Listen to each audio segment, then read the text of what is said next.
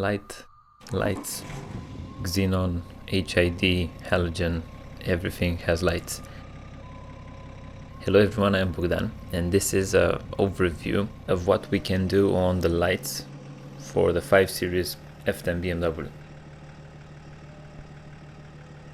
We started with a normal halogen equipped 5 Series, and we have changed the fog lights, the low beam, both of them to HID Xenons, and now we are addressing the high beam, the main beam, and we will be using LED bulbs.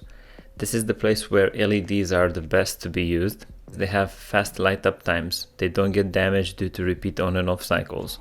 They have a small form factor and they will be able to fit nicely in the headlight, and also they are at a fraction of the price of the Xenons.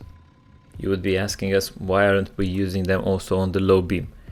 Although their quality has improved during the last few years, the quality output of the light with Xenons is much better, or is better than the LEDs, and we do not want to compromise on the quality of the light.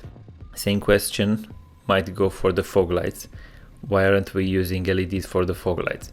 The fog lights come with their own challenges, and those challenges are mainly water, dust and small little stones. High power LEDs will require a cooler to keep them at the right temperature, and that fan for the cooler doesn't really work very well with water, dust and small little stones.